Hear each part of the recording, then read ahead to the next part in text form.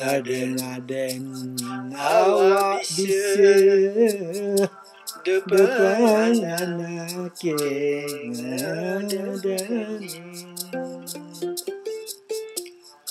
Geginané buka nyampat, anak saya tumbuh lulu. Ilang lulu, ebuk katah, wyadin, ririh, plajahin.